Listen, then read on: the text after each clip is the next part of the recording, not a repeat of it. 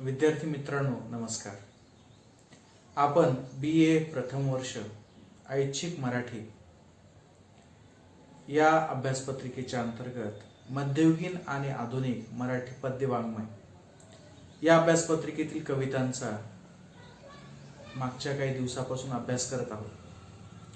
या अभ्यासपत्रिकेच्या अंतर्गत आपण संत जनाबाई यांचा विठो माझा लेकरूवाळा, संत चोखामेळा यांचा देवा नाही रूप देवा नाही नाम, आणि मागच्या तासामध्ये आपण विंचू चावला हे भारूड संत एकनाथांचं, एवढ्यांचा अभ्यास आपण आतापर्यंत केलेला आहे. तर हे सर्व संत आहेत आणि हे जवळपास सर्व वारकरी संप्रदायाशी संबंधित आहे. आपल्या अभ्यासपत्रिकेचं जे नाव आहे ते आहे मध्ययुगीन आणि आधुनिक मराठी कविता किंवा पद्य वाङ्मय. तर मध्ययुगीन या संकल्पनेमध्ये या सर्व गोष्टी येतात. मध्ययुग म्हणजे कोणतं युग?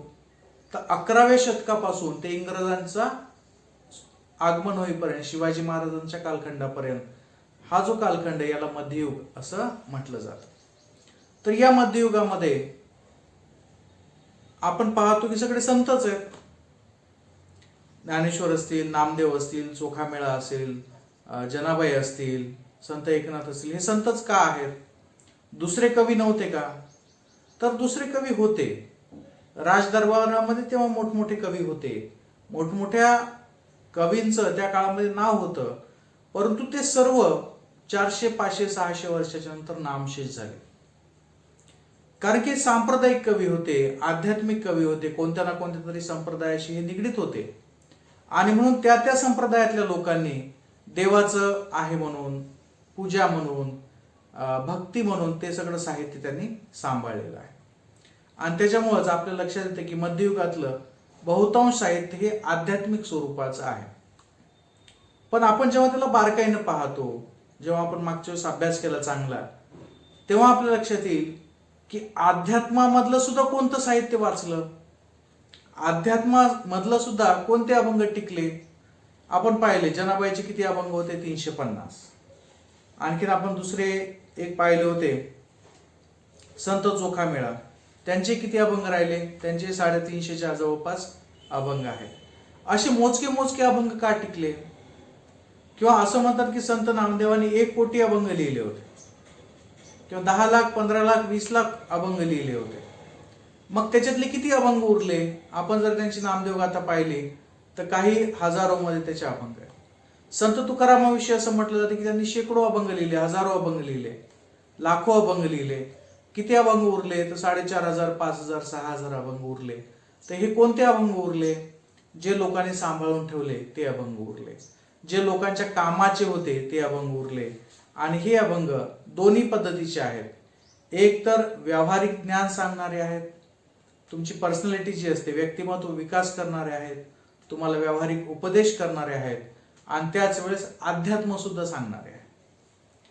तर आपण जेव्हा मध्ययुगीन साहित्याचा अभ्यास करतो, जेव्हा अभंगांचा अभ्यास करतो, हे जे सगळे संत आहेत हे तुम्हाला देवासाठी ही पूजा करा, हे व्रत करा, किंवा असा उपास धरा, तसा उपास धरा असं सांगत नाही. तर हे संत सांगतात की तुमच्या दैनंदिन जीवनामध्ये ज्या अडचणी येतात त्या तुम्ही कशा सोडवायच्या पाहिजे. त्याचं एक शाश्वत उत्तर आपण काल विंचू चावला याच्यामध्ये आपण पाहिलं होतं. तर आज आपण एक वेगळ्या पठडीतले जे कवी आहेत त्यांची एक कविता पाहणार आहोत. ते कवी आहेत संत मन्मथ स्वामी. आता हे जे मन्मथ स्वामी आहेत हे लिंगायत संप्रदायाशी संबंधित आहेत. आता आजपर्यंत आपण कोणते संप्रदायाशी संबंधित अभ्यासलेले आहेत? तर ते सगळे वारकरी संप्रदायाचे संत होते. आणि हे कोण आहेत? मन्मथ स्वामी हे लिंगायत संप्रदायाशी संबंधित एक संत आहेत. आणि जेव्हा मी यांचं ऑनलाईन सर्चिंग केलं, जेव्हा यांची माहिती काढली, जेव्हा पुस्तकं जे काही उपलब्ध आहेत त्याच्यामध्ये असं त्यांचं आढळून आलं की हे मराठवाड्यातील नेकनूर जिल्हा बीड, म्हणजे हे आपल्या बीडचे आहेत जवळपास, नेकनूरचे, आपल्याच मराठवाड्यात त्यांचा जन्म झाला. आणि आपल्या सगळ्यांना माहिती आहे एक फार प्रसिद्ध तीर्थक्षेत्र आहे कपिलधार म्हणून. तर हे जे कपिलधार आहे तिथं यांनी समाधी घेतलेली, इथं त्यांचं एक मोठं मंदिर आहे आणि असं मानलं जातं की त्यांनी तिथं समाधी घेतली. तर अशा पद्धतीचं एक मोठं व्यक्तिमत्व म्हणून मनमथ स्वामी यांना ओळखलं जातं. मनमथ स्वामीचे जे अभंग आहेत, आता हे लिंगायत संप्रदायाशी संबंधित आहे. लिंगायत संप्रदाय हा महात्मा बसवेश्वरांशी संबंधित आहे आणि महात्मा बसवेश्वर हे कर्नाटकाशी संबंधित आहेत. आणि महात्मा बसवेश्वरांचं जेवढं साहित्य आहे लिंगायत संप्रदाय हा शंकराशी संबंधित आहे. म्हणजे मनमथ स्वामी हे शंकराची भक्ती करणारे, शंकराला आराध्य दैवत मानणाऱ्या संप्रदायाशी संबंधित आहे. याच्या उलट बाकीचे जे संप्रदायाचे लोक आहेत आपण जे पाहिले ते विठ्ठलाला प्रमाण मानणारे आहेत. आणि मग विठ्ठल हा विष्णूचा अवतार मानला जातो. पण मनमथ स्वामीच्या अनेक रचनामध्ये असं सांगितलेलं आहे की विठ्ठलाच्या डोक्यावर काय आहे तर शिवलिंग आहे. पहा, म्हणजे विठ्ठल हा विष्णूचं रूप आहे पण त्याच्या डोक्यावर काय आहे तर शिवलिंग आहे. आणि अशा पद्धतीनं वारकरी संप्रदाय म्हणजे विष्णू वैष्णवांची मान्य करणारे आणि शैव यांच्यामधला जो समन्वय आहे तो विठ्ठलाच्या याच्यामध्ये आपल्याला पाहायला मिळतो. मनमथ स्वामींनी अनेक ठिकाणी असे उल्लेख आढळतात की त्यांनी पंढरपूरच्या विठ्ठलाच्या डोक्यावर शिवलिंग असल्याचं मान्य केलेलं आहे. आपल्याला नरहरी सोनाराची गोष्ट माहीतच असेल. नरहरी सोनाराला सुद्धा शिवलिंग असल्याचा तो भास त्यांना झाला होता, दृष्टांत झाला होता. तर आता तुम्ही म्हणता शंकराची पूजा करण्यात आणि विष्णूची पूजा करण्यात काय मोठी गोष्ट आहे, असं कोणतं वेगळं लागतं? आपल्या घरामध्ये तर विष्णूचे पण अवतार असतात सगळे, कृष्ण राम वगैरे, आपण त्याची पूजा करतो. आणि शंकराची पिंड तर आपल्या प्रत्येकाच्या घरामध्ये आहेच. मग शंकर आणि विष्णू याच्यामध्ये काय फरक आहे? सगळेच देव आहेत आपले. पण हा भाग आजचा आहे. जेव्हा आपण मध्ययुगाचा विचार करतो, जेव्हा आपण 11व्या 12व्या 13व्या 14व्या शतकाचा विचार करतो, तेव्हा आपल्या लक्षात येतं की वैष्णव म्हणजे विष्णूची पूजा करणारे आणि शैव म्हणजे शंकराची पूजा करणारे यांचं आपापसात पटत नव्हतं, यांचे आपापसात भांडणं होते. म्हणजे एवढे भांडणं होते ते की जर एखादा विष्णूवाल्याला जर गंध लावायचा असेल टिळा तर तो असा आडवा लावायचा. म्हणजे एकानं आडवा लावला तर दुसऱ्यानं उभा लावायचा. म्हणजे एवढं त्यांच्यामध्ये भांडणं असायची. कर्नाटकामध्ये किंवा खाली दक्षिण भारतामध्ये लुंगी नेसतात आपल्याला माहित आहे. तर मग शैव असेल तर त्यांना एका बाजून ज्या बाजूने लुंगी नेसलेली आहे त्याच्या विरुद्ध बाजूने वैष्णवांनी नेसायची. आलं लक्षात? तर अशा म्हणजे एकानं जर इकडून पदर घेतला असेल एका स्त्रीनं शैववाल्यांनी तर वैष्णववाल्यांनी काय करायचं, दुसऱ्या बाजूना पदर घ्यायचा. म्हणजे इतकं ते स्पर्धात्मक वातावरण, इतकं परस्परांचा विरोध होता. कधीपर्यंत तर 12व्या 13व्या शतकापर्यंत. पण नंतरच्या काळामध्ये जसं लोकांना लक्षात आलं की हा भांडण्यात काय अर्थ नाही, दोन्ही परमेश्वरच आहेत, तेव्हा त्यांचा समन्वय केला गेला. आणि म्हणूनच मनमथ स्वामींनी सुद्धा पंढरपूरचं महत्व, पंढरपूरच्या शंकराचं महत्व समजावून सांगण्याचा काही काही ठिकाणी उल्लेख केलेला आहे. तर असे मनमथ स्वामी आहेत, ते मराठवाड्यातले आहेत. मराठवाड्यातल्या मातीशी, इथल्या संस्कृतीशी संबंधित आहेत आणि ते कट्टर शैव भक्त आहेत. ते अगदी प्रामाणिकपणे लिंगायत संप्रदायामध्ये त्यांनी स्वतःला वाहून घेतलेलं आहे, परंतु त्यांनी कुठेही दुसऱ्या संप्रदायावर आक्षेप घेतला नाही. मग जेव्हा मनमथ स्वामींचा कालखंड आहे, आता पुस्तकामध्ये 1560 ते 1613 असा एक संदर्भ दिलेला आहे. म्हणजे त्यांचा जन्म झाला 1560 ला आणि मृत्यू झाला 1613 ला. काही संदर्भ, काही ठिकाणी यांचा जन्म मृत्यूमध्ये आणखीन वाद आहेत, त्याच्याशी संबंध नाही आपला. तर आपल्याला लक्षात येतं की 1560 ते 1613 या अल्प कालावधीमध्ये त्यांनी, जेव्हा ते मराठवाड्यात आले, जेव्हा ते मराठवाड्यात जन्माला आले, तेव्हा इथं वारकरी संप्रदाय सुद्धा होता, मोठा होता. संत तुकाराम त्याच कालखंडामध्ये समकालीन मागे पुढे तिकडे होते, थोडेसे नंतरचे असतील किंवा थोडेसे अगोदरचे असतील, परंतु वारकरी संप्रदायाचा प्रभाव मराठवाड्यामध्ये होता. त्याचबरोबर महानुभाव संप्रदायाचा सुद्धा प्रभाव त्यांच्यासोबत होता. मराठवाड्यामध्ये महानुभाव संप्रदायाचे सुद्धा चांगले प्रस्थ होतं. तर अशा ठिकाणी लिंगायत संप्रदायाचं म्हणजे शंकराची भक्ती, शंकराची भक्तीचा प्रचार करण्यासाठी मनमथ स्वामींनी पुढाकार घेतलेला इथं आपल्याला दिसून येतो. आता त्यांचे जे गुरु होते ते नागनाथ मरळसिद्ध असे एक संत कवी होते. ते लिंगायत संप्रदायाशी संबंधित होते आणि त्यांचे ते त्यांनी शिष्यत्व पत्करलं. आता जेव्हा आपण त्यांना संत म्हणतो, जेव्हा आपण त्यांना वाटते की बाबा आता हा आध्यात्मिक स्वरूपाचा आहे, तर त्यांनी अध्यात्माचं सांगायचं, देव असा आहे, देव तसा आहे, देव तसा आहे. पण आपले सगळे संत जे आहेत ते मध्ययुगातले, ते देवाविषयी काहीच बोलत नाही. म्हणजे हे जरी म्हणत असेल की तुम्ही शंकराची पूजा करा, आणि वारकरी जरी म्हणत असेल की तुम्ही विठ्ठलाची पूजा करा, तरी हे दोघं एका ठिकाणी सारखेच येतात की त्या पूजा करण्यात काय अर्थ नाही. जे काय आहे ते आपल्या वागणुकीवर सगळं काही अवलंबून आहे. आणि म्हणून यांचं जे आपलं पहिलं जो अभंग आहे तो आपण घेऊयात. आपण जेव्हा पहिला अभंग पाहू तेव्हा आपल्या लक्षात येईल की वारकरी संप्रदायातले संत आणि मनमोहन स्वामी हे दोन्हीही सारखेच आहेत. दोघांची विचार करण्याची पद्धती ही सारखीच आहे. तर पहिला जो अभंग आहे तो फार मजेदार आहे, फार छान आहे, अगदी सोपा आहे. 4-4 ओळीचा, 4-4 कडव्याचा तो अभंग आहे. ते म्हणतात, मनमोहन स्वामीचा जो पहिला अभंग आहे तो आपण अभ्यासूयात. ते म्हणतात, साधूच्या वचनी सज्जना उपदेश. आता साधू म्हणजे कोण? इथं संन्यासी म्हटलेलं नाही, इथं संत म्हटलेलं नाही, इथं पुजारी म्हटलेलं नाही. इथं काय म्हटलेलं आहे? साधू. साधू म्हणजे कोण? तर जो चांगला माणूस आहे, जो परमेश्वराची भक्ती करतो, जो प्रामाणिक आहे, तो साधू. पुजारी म्हटलेलं आहे का की मंदिरातला पुजारी करणारा? नाही, अजिबात नाही. त्याच्याविषयी तर काही आक्षेप घेतलेला नाहीये. किंवा एखादा महान संत, एखादा तपस्वी, ऋषी, असं काही सांगितलं. साधा साधू जो चांगला आहे, जो प्रामाणिक आहे, जो तुम्हाला चांगलं मार्गदर्शन करतो, त्याच्याविषयी म्हणतात साधूच्या वचनी सज्जना उपदेश. सज्जन म्हणजे तुमच्या आमच्यासारखे सगळे सज्जन, जे प्रामाणिकपणे काम करतात, प्रामाणिकपणे राहतात, थोडंफार खोटं बोलतात एखाद्या वेळेस, पण सगळं व्यवस्थित करतात. तर जेव्हा साधूचं वचन असतो, जेव्हा एखादा चांगला माणूस बोलतो काही, तेव्हा तो कसा बोलतो? सज्जना उपदेश. चांगल्या माणसाला काय होतो? त्याचा उपदेश होतो. साधूचं लक्षण काय? की साधू हा विनाकारण बोलत नाही, साधू हा कुणाचं फसवणूक करत नाही, साधू हा कुणाला विनाकारण चुकीच्या मार्गाने दाखवत नाही. आणि जर एखादा माणूस मुद्दाम दुसऱ्याला फसवत असेल, खोटं बोलत असेल, चुकीचं मार्गदर्शन करत असेल, तर तो साधू नाही. तर साधूच्या वचनी काय?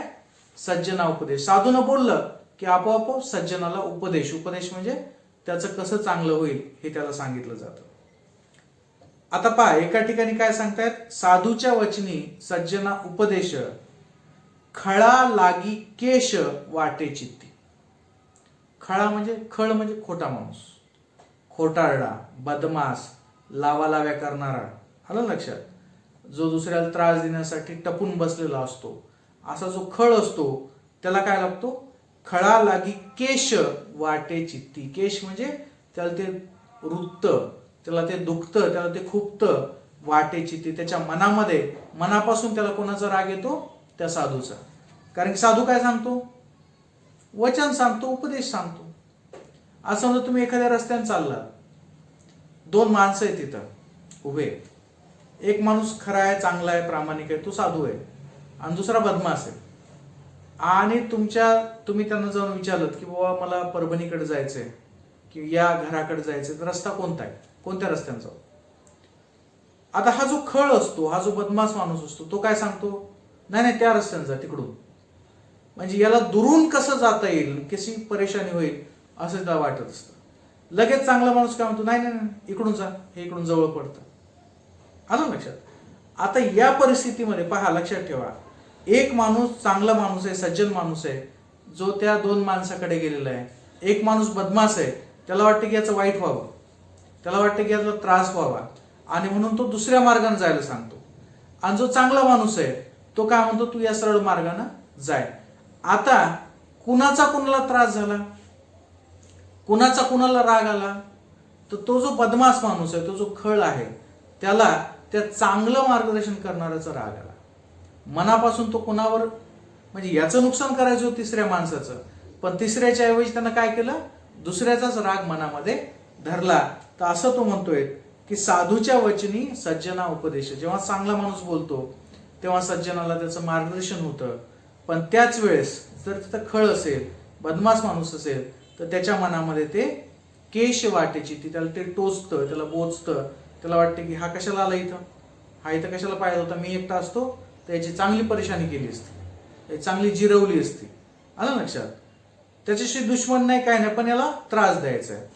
तर असं त्यांनी सांगितलेलं की, आणि म्हणूनच पहा आपले जेवढे संत आहेत, संत तुकाराम असतील, संत नामदेव असतील, संत ज्ञानेश्वर असतील, संत बहिणाबाई असतील, संत जनाबाई असतील, या सगळ्या संतांना, कवयित्री बहिणाबाई, तर जे संत आहेत आपले मध्ययुगातले, त्या सगळ्यांना त्रास झालेला आहे. कोणी त्रास दिलेला आहे?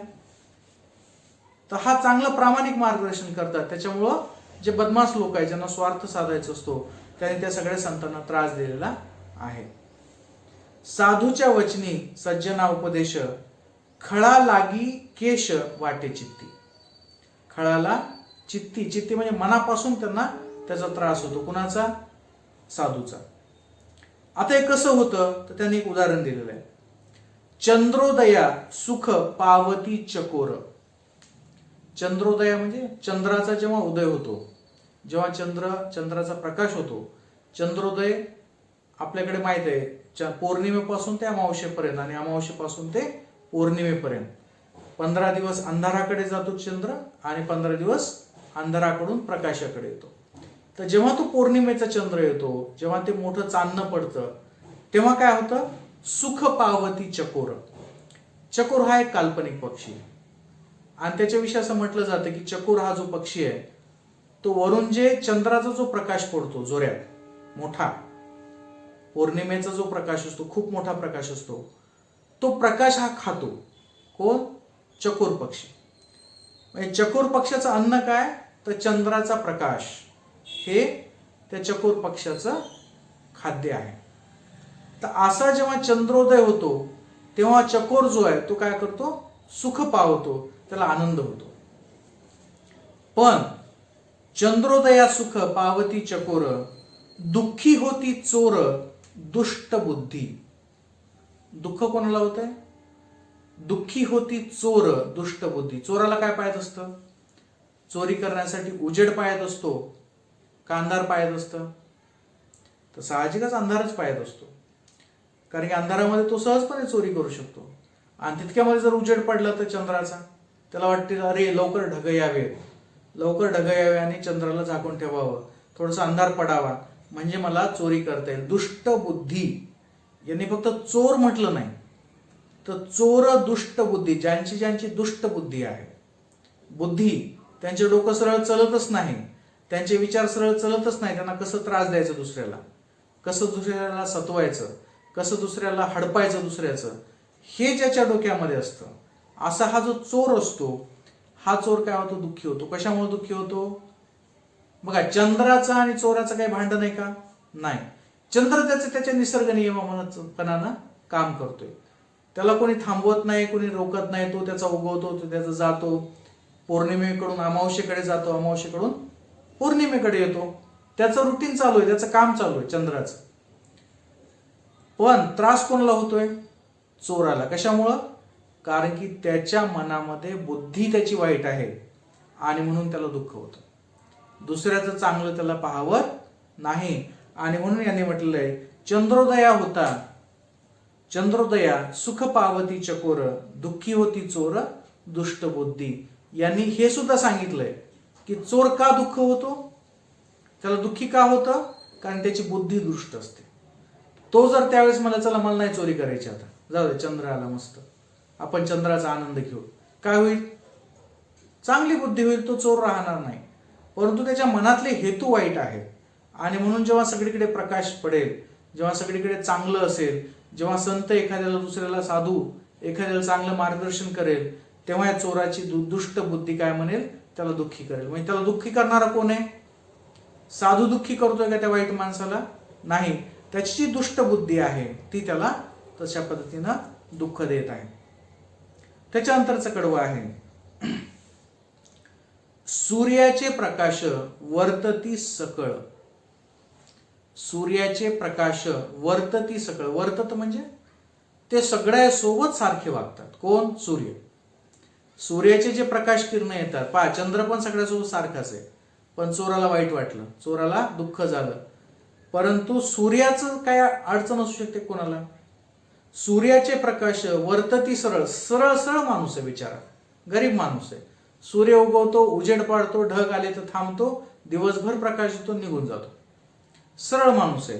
तसा साधू कसा असतो? सरळ असतो, सज्जन असतो, चांगला असतो. सूर्याचे प्रकाश वर्तती सरळ. लोक सरळ बोलतात, चांगले राहतात, सगळ्यांसोबत चांगले राहतात. दिवा भीत बीळ धरुनी राहे. म्हणजे सूर्याचं आता कोणासोबत भांडण आहे का? सूर्याचं तर कोणासोबतच भांडण नाही, परंतु तरीही जे दिवा भीत आहेत, दिवा भीत म्हणजे ज्यांना प्रकाशात सोबत भांडण आहे, ज्याला प्रकाशाची भीती वाटते, ज्याला उजेडाची भीती वाटते, ते काय करतात? बीळ धरून राहे. म्हणजे त्यांच्या डोळ्यावर तो उजेड सहन होत नाही आणि म्हणून ते काय वाट बघतात? सगळं जग वाट बघते की सूर्य कधी उगवतो. आणि हे जे बिळात लपणारे लोक आहेत, बिळात लपणारी जी प्रवृत्ती आहे, बिळात लपणारे जे प्राणी आहेत, ते कशाची वाट बघतात? तर सूर्य कधी मावळतो आणि कधी अंधार होतो, कधी मी शिकारीला निघतो. कारण त्यांना प्रकाशाची, खरेपणाची, सत्याची भीती वाटत असते. इतरांच्या प्रगतीची त्यांना भीती वाटत असते. एक तर त्यांच्याकडे दुष्ट बुद्धी असते आणि दुसरी गोष्ट म्हणजे त्यांना सगळ्यांचं चांगलं व्हावं, सगळ्यांच्या समोर उजेड असावा, याची सुद्धा भीती वाटत असते. म्हणजे ते प्रवृत्तीच त्यांची मुळातच वाईट असते. तर किती सोप्या पद्धतीने सांगितलेलं आहे की सूर्याचे प्रकाश वर्तती सकळ. सगळ्यांना ते चांगले वाटतात, सगळेजण वाट पाहतात. दिवा भीत बीळ धरून राहे. जो दिव्याला भेटतो, जो प्रकाशाला भेटतो, तो बिळामध्ये धरून राहतो. बिळाच्या बाहेर तो निघत नाही. कधीपर्यंत? जोपर्यंत तो प्रकाश निघून जात नाही. अंधार पडला की लगेच बाहेर बिळातून निघतात. पण तोपर्यंत कोणीच जगामध्ये राहिलेलं नसतं, सगळेजण आपापल्या ठिकाणी झोपलेले असतात. आणि शेवटचं जे कडवं आहे ते म्हणतात, मनमथ म्हणे. मनमथ म्हणजे मनमथ स्वामी. मनमथ म्हणे हित सज्जनासी होय. मनमथ काय म्हणतोय? कोणाचं हित होतं? तर सज्जनाचं हित होत असतं. मनमथ म्हणे हित सज्जनासी होय, दुर्जन तो जाय अधोगती. कुणाची? संतांच्या वचनामुळं, साधूच्या वचनामुळं कोणाचं हित होत असतं? मनमथ म्हणे हित सज्जनासी होय. सज्जन म्हणजे कोण? जो प्रामाणिक आहे, जो आपलं काम करतो, ज्याला अनेक गोष्टीचं मार्गदर्शन हवं असतं, असा सज्जन माणूस, सामान्य माणूस, अगदी सामान्य माणूस जो सज्जन आहे, त्याचं हित होतं. कोणाच्या संगतीत राहिल्यामुळं? साधूचे वचन ऐकल्यामुळं, साधूचे संगतीत राहिल्यामुळं. दुर्जन तो जाय अधोगती. दुर्जन काय करतो? तो अधोगतीमध्ये जातो. साधूच्या सोबत तो राहिल्यामुळे काय होतो? अधोगतीला जातो. कसं काय अधोगतीला जातो? कारण की संत सांगतात चांगलं, बाबा तू असं कर, तसं कर. लगेच याच्या मनाला दुःख होतं. केश वाटे चित्ती. याला वाटते की हा कशाला सांगायला. जेव्हा ते आणखीन दुसरं काय सांगितलं, त्याची बुद्धी दुष्ट असते. त्याला वाटते अंधारच बरा असतो, कशाला उजेड पाहिजे, हो द्या नुकसान सगळ्यांचंच. आणि बीळ धरून राहतं. त्यानं जर काही सांगायचा प्रकाश केला, काही सत्य उजेडात आणायचा प्रयत्न केला, तर तो काय करतात? ते वाईट माणसं जे दुर्जन असतात ते बिळात लपून बसतात, बाहेरच निघत नाहीत. म्हणजे खरेपणाचा सामना ते करत नाहीत. आणि मग शेवटी काय होणार आहे? तर ते अधोगतीला जातात. अधोगतीला जातात म्हणजे त्यांचं वाईट होतं, त्यांचं जे प्रगतीचा आलेख असतो तो संपतो. याच्या उलट सज्जनाचं काय होतं? हित होतं. सज्जन प्रगतीमध्ये जातो, दैनंदिन जीवनामध्ये पण प्रगती करतो, व्यवहारामध्ये पण प्रगती करतो आणि अध्यात्मामध्ये सुद्धा प्रगती करतो. तर अशा पद्धतीनं संतांचे वचन कुणासाठी उपयुक्त आहे? तर संतांचे वचन, साधूचे वचन हे सज्जन माणसासाठी उपयुक्त आहे. याचाच अर्थ असा की जो सज्जन नाही, ज्याच्यामध्ये सज्जनपणा नाही, जो चोर बुद्धीचा आहे, जो दुष्ट बुद्धीचा आहे, जो दुर्जन आहे, त्याला साधूचे वचन कसे वाटतात? त्याला साधूच्या वचनामुळे त्रास होतो, त्याला साधूच्या वचनामुळे तो अधोगतीला जातो. कारण की तो त्या साधूचा तिरस्कार करतो, चांगल्या माणसाचा तो तिरस्कार करतो. हा त्याचं काम चांगलं करायला, म्हणून ज्याचं चांगलं व्हायला त्याचाही तिरस्कार करतो आणि जो चांगलं करायला त्याचाही तिरस्कार करतो. तर अशा पद्धतीनं हा माणसामधला भेद सांगितलेला आहे. या ठिकाणी सगळा माणूसच आहे, पण 3 प्रकारचे माणसं आहेत. पहिला माणूस कोणता? एक साधू, जो प्रामाणिकपणे, निरपेक्षपणे दोघांनाही उपदेश करतोय. कुणाला? सज्जनालाही पण करतोय, दुर्जनाला पण करतो. त्याच्या मनात काहीच नाही. जसा सूर्यप्रकाश येतो, जसा चंद्र येतो, तशाच पद्धतीने हा सगळ्यांना उपदेश करतो. त्याचे परिणाम दुर्जनावर कसे होतात? दुर्जनावर निगेटिव्ह होतात. तो निगेटिव्ह मध्ये जातो की हा कशाला सांगायला, मला सांगायला पाहिजे होतं, याला कशाला सांगितलं, मी माझी प्रगती केली असती, है ना. आणि यावर सज्जन काय करतो? सज्जन त्याचं ऐकून घेतो आणि त्याचं अनुकरण करतो. आणि हा दुर्जन जो असतो तो त्या साधूला पण भांडतो, त्याचंही वाईट करायचा प्रयत्न करतो आणि त्या सज्जन माणसाचं सुद्धा वाईट करायचा प्रयत्न करतो. तर अशा पद्धतीनं संतांच्या संगतीचा, संतांच्या वचनाचा महिमा यांनी सांगितलेला आहे. कुणी? मनमथ स्वामींनी. मनमथ स्वामी काय म्हणतात शेवटी? की मनमत म्हणे हित सज्जनासी होय, दुर्जन तो जाय अधोगती. जो दुर्जन असेल तो अधोगतीला जाईल, त्याला संतांचा उपदेश मान्य असणार नाही. तर अशा पद्धतीने इथं मनमथ स्वामींनी हा एक पहिला अभंग इथं सांगितलेला आहे. याचा अर्थ मला वाटतं की तुम्हाला समजला असेल आणि अतिशय सोपा असा अर्थ आहे. मी याचं भरपूर विश्लेषण इथं केलेलं आहे. दुर्जन आणि सज्जन यांच्यावर संतांच्या उपदेशाचा कसा परिणाम होतो हे इथं त्यांनी सांगितलेलं आहे. तर इथं आपण थांबूयात. याच्यानंतर आणखीन एक त्यांचा एक अभंग आहे. तो व्यावहारिक उपदेशाचा नाहीये, परंतु लिंगायत संप्रदायाशी संबंधित जे शिव हे जे आराध्य दैवत आहे, ते आराध्य दैवत आणि उपदेश, आराध्य दैवत आणि व्यावहारिक उपदेश असं दोन्हीचं संमिश्रण करून एक दुसरा अभंग त्याने दिलेला आहे. तर इथं आपण थांबूयात. धन्यवाद.